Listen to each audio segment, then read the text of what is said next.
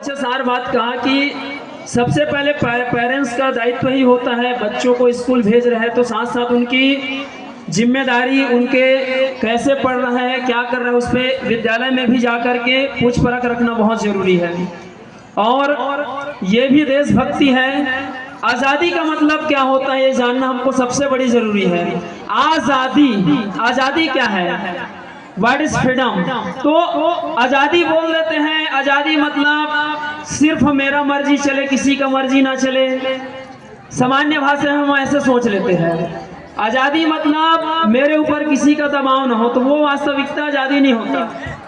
अगर आप आज़ादी हो, स्वतंत्र जिएंगे ऐसे बस सोचोगे तो उसको आज़ादी नहीं कह सकता, क्योंकि आज़ादी एक व्यक्ति विशेष नहीं होती। भगत सिंह, राजगुरु, सुखदेव ऐसे महान क्रांतिकारी हुए तो वो कहीं ना कहीं समूह रूप से किए हैं। आज़ादी मतलब अगर मैं अच्छे कार्य कर रहा हूँ वो अच्छी बात है, लेकिन मेरे कारण कोई दूसरे को विपत्ति हो रहा है तो वो कभी आज़ादी नहीं कहलाता।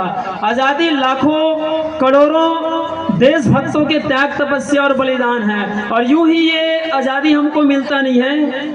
हर कोई चाहता है भगत सिंह जी की जय, महात्मा गांधी जी की जय, तो सिर्फ बोलने तक सीमित नहीं रहना। हमको अपने बच्चों को, किसी को पुलिस बनाना है, किसी को फौजी बनाना है, किसी को डॉक्टर, इंजीनियर बनाना है, और किसी को संत महात्मा भी बनाना जरूरी है। राष्ट्र की उन्नति चहुदिशा से होता है।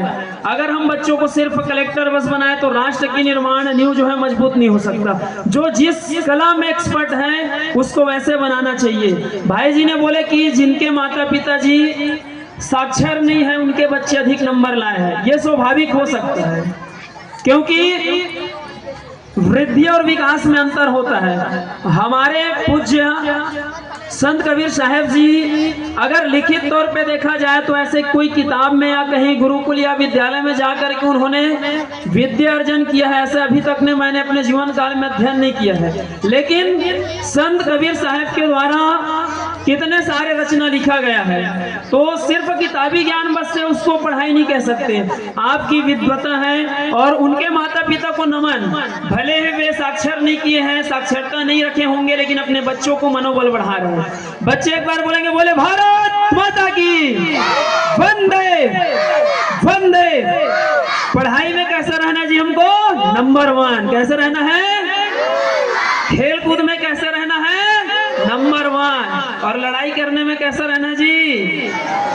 कितने लोग नंबर 1 हो? 0 रहना है भैया।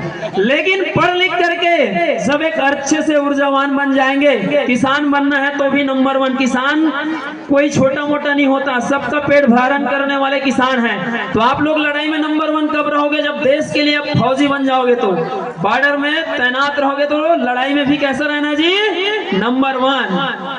तो हम अभी बात कर रहे हैं आजादी के अमृत महोत्सव का। हमारे जितने भी अतिथिगण हैं अपने अमूल्य समय निकाल करके बीच बीच में विद्यालय के निरीक्षण भी करते हैं। हमारे संत श्री जो साहेब के नाम से, आचार्य पंत श्री प्रकाश मुनि नाम साहेब जी के नाम से भी यहाँ विद्यालय है, जो कि कबीर धाम जिला नहीं बल्कि पूरे छत्तीसगढ़ में जाना जाता है। उनके नाम से जो विद्यालय है, उस विद्यालय में जो प्रतिभावान छात्र हुए उनको भी सम्मानित करेंगे। 10वीं का रिजल्ट इस बार 75.33% तक सिमट चुका है।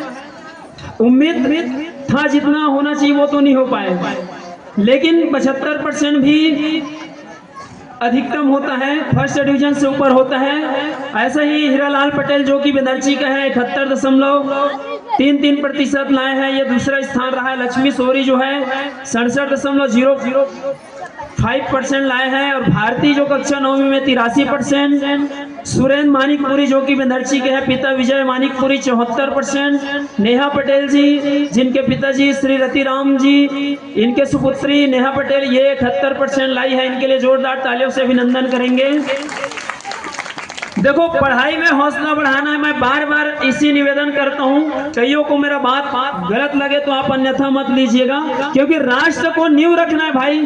तो सिर्फ हम संगीत के साथ साथ देशभक्तों को याद करना बहुत जरूरी है और हमारी परम कर्तव्य है। अपने बच्चों को पढ़ा रहे तो कभी न कभी उस विद्यालय में जब भी बैठक हो या बैठक न हो तो भी बीच बीच में जाकर अपने बच्चों के हालचाल पूछना बहुत जरूरी है, तभी जाकर के विद्यालय सही रहता है। अगर एक रिजल्ट खराब हो जाता है, उस दिन हम सोचेंगे कि हमारे बच्चे फेल हो गए, तो ये सही नहीं होता। हमारे आचार्य पंत श्री प्रकाश मुनि नाम साहब हाई स्कूल बेनर्ची में बहुत सारे जो छत्तीसगढ़ जिला के नामी स्कूलों में अंकित है कि यहाँ से राज्यपाल पुरस्कार भी स्काउट गाइड के माध्यम से कुमारी मनीषा साहू जो कि सरेखा की है तथा कुमारी ललिता साहू जो कि जतपुरी के हैं, उनको भी स्काउट में मतलब राज्यपाल पुरस्कृत मिल चुका है ना। हमारे इस विद्यालय नजदीक के ही है जो कि छत्तीसगढ़ में अंकित है। ये तो इस तरह में प्रयास किया जा सकता है, हर फील्ड में आगे बढ़ेगा। किसी के बच्चे कमजोर नहीं हो सकता, ना किसी की पालक कमजोर हो सकता है। अगर हम सब मिल करके इस राष्ट्र के उन महान वीर वीरांगनाओं को जिन्होंने बलिदान दिया है उनको सत सत नमन करते हैं, तो हमको पढ़ाई के लिए भी विशेष हमको आगे आना चाहिए। हमारे ही बेनर्ची के ऊर्जावान भाई गोपी पटेल जी लगातार स्कूलों के लिए इनका भी बहुत अच्छा रुचि बना हुआ है। आदरणीय सरपंच भैया जी, आदरणीय कार्तिक चौधरी जी और संजय भैया का भी विशेष सहयोग रहता है। ऐसे मैं चाहता हूं बेनर्ची के सभी युवा और सियान वर्ग सबका एक साथ समर्थन मिले तो विद्यालय चाहे प्राइमरी स्कूल हो या मिडिल स्कूल हो, सभी स्कूल में टॉप रहेगा। और हमारे बेनर्ची और ये हाई स्कूल चाहे प्राइमरी मिडिल हो, सब में नाम ऊंचा रहेगा। तो मैं ज्यादा न कहते हुए अपने बात को यहीं पर समापन की ओर ले जाता हूं कि हम सब उन महान वीरों को सत सत नमन करें। हम सब मिलकर के उन महान सपूतों को सत सत नमन करें जिनके बदौलत ये आजादी मिला है। बोले भारत माता की वंदे। बच्चे मन उदास हो गए का मोर भाषण सुन के एक बार अच्छा से जयकारा लगाएंगे। बोले भारत माता की वंदे वंदे। धन्यवाद मुझे बोलने के लिए, समय देने के लिए।